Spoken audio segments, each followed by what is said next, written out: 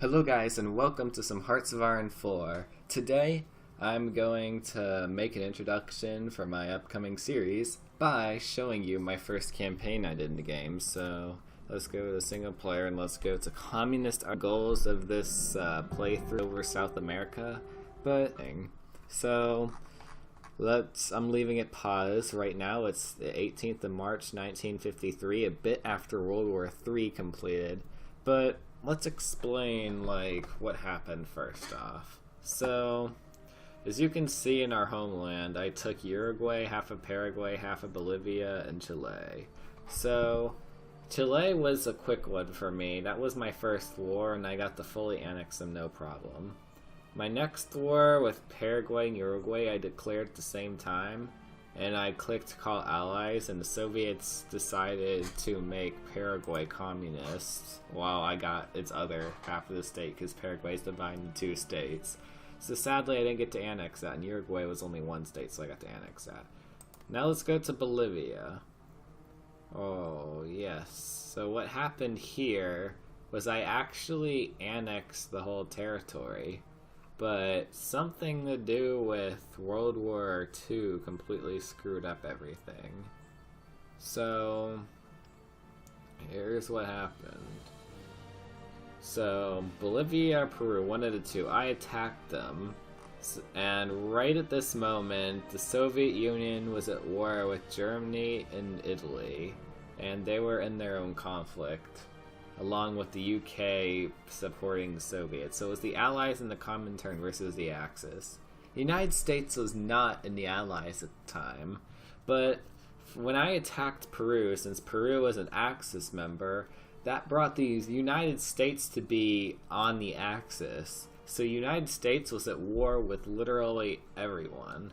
So this is a very odd World War II. So what happened first was, before I even, because I was in the war beforehand, before I even started Peru, or Bolivia, one of the two, I sent forces over to Italy, and pretty much what I own now from the peace conferences is what I had.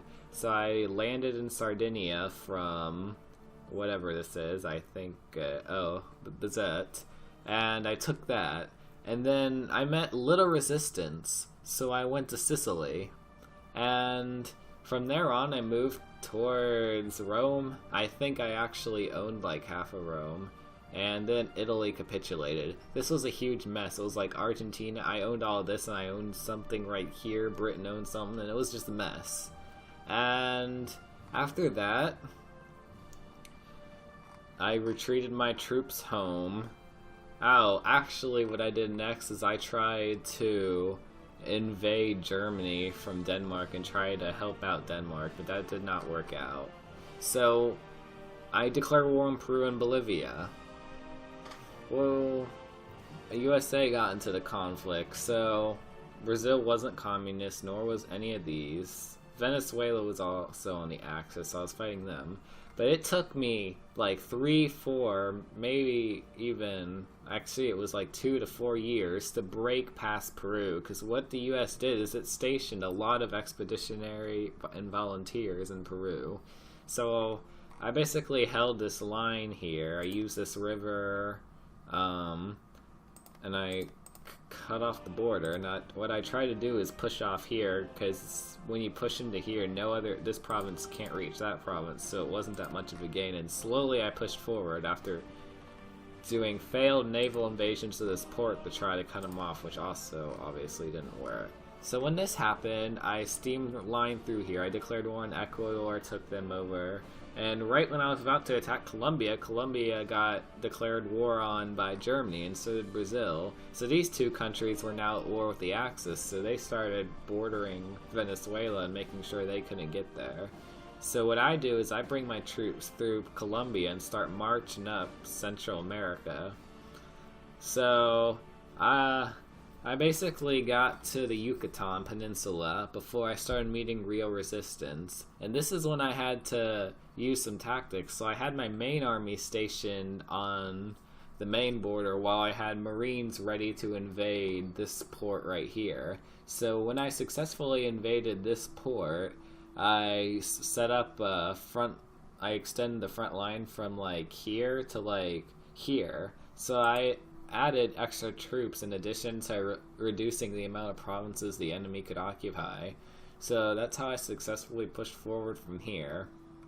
And from here, I use these rivers for protection, and this is where a standstill happened. I was at this approximate border for like 2 years, and I was periodically nuking Mexico City, which I made a suggestion that since America owned it and I was nuking it, shouldn't be destroying their national unity. But you can't see it here because I started a communist coup, which became successful after I pushed this line and invaded Texas when the Soviets helped out. So, actually, before I pushed the United, well, yeah, it was the United States at the time, I sent about 18 divisions over to the Soviet Union when the Soviets owned, like, majority of this in Japan, not China, still owned Korea and stuff. So I helped the Soviets knock out the Japanese troops from here, and I pushed into Korea and all that stuff.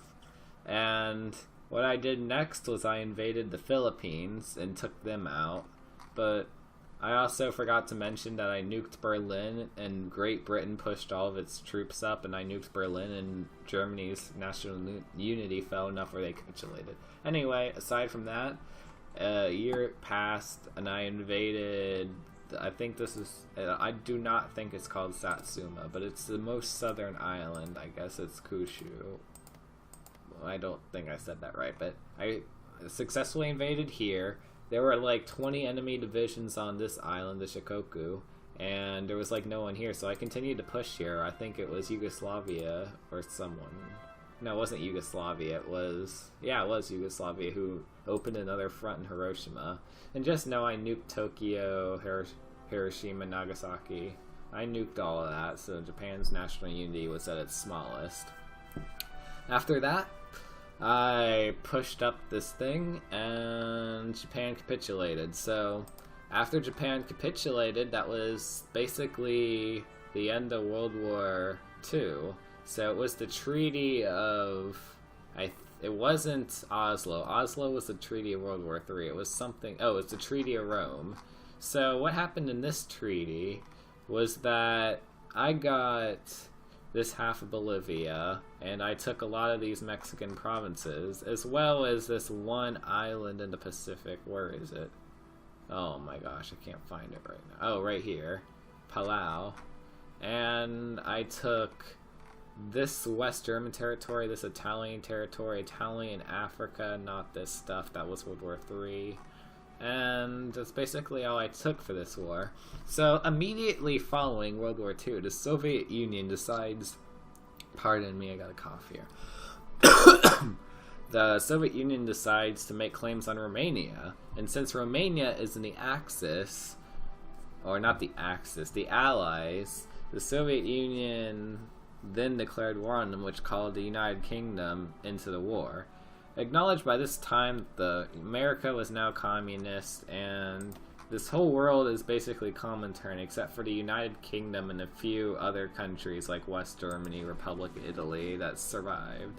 So, this World War III went rather quickly. It lasted 2 to 3 years. My first goal of this World War III was to make sure that Colombia, which was in the Allies, could not push anywhere. So, with the help of Brazil and not Venezuela at the time, we pushed men into Colombia and we made them capitulate. And while this was going on, the Soviet Union decided to take out most of the European enemies, and I saw this as a prime opportunity to set up my troops in Lorient and whatever that other thing is. It's not a city name. So I put my troops there, and Britain put basically its whole army in Africa, as you can see by some residuals with the Soviet divisions, to try to prevent Africa from falling. But that's meant that their homeland was weak. So I sent my men, first I invaded Dublin, And then with these 18 divisions I used to invade Dublin, I pushed up through Northern Ireland and got to the port of Belfast. And I planned a naval invasion from there to there with one of my naval generals, not naval generals, but he had the invader tactic, which lowers the speed of naval invasions by 30%. And while he was doing this, 28 divisions still down here were planning an invasion of oh my gosh, this port in Lanark here. So when this was happening, I did that invasion, and when it came, both of these naval plans actually finished at the same time, so I invaded here with like 46 troops, or divisions, and I pushed through Canada. I drove a middle line, sent the 18 men to take the north, and put the 28 other men to go south. And no men died in this invasion, because I thought men died and got taken out by like British destroyers or something, but they actually were a little bit malnutrition from the invasion and decided to detach from my general and go back to Belfast, so they joined the fight. And then the Soviets decided to, as you can see here, support me and sent a lot of men, and we pushed forth, and we only had to get to like Liverpool, Manchester, and Leeds to make them capitulate, because I nuked London a lot. So there you have it with that war. The World War III was over, and I decided to take all these British provinces. I really didn't want Sweden, but I still had points, so I took a lot of Sweden.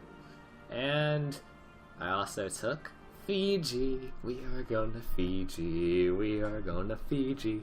And we also took the Bahamas and other things like that. And I also decided... Oh, I also got Guinea, and I took Belize from Britain there. And I took their African British provinces. And there you have it, guys. That was my Argentinian campaign. Oh yeah, Canada there. I hope you're excited for the upcoming Hearts of Iron 4 series, where I start brand new playing a country. I don't really think I'm going to get any comments here to suggest what I'm going to play next, so I'll decide that on the spot when I start recording, probably tomorrow. So thank you guys for watching. I hope you I hope you enjoyed this after action report, and this game's also not over, because I'm going to start mini World War 4s, 5s, and 6s to get more land, but that's just myself. All the interesting stuff's basically done, so thank you for watching, and farewell, everyone.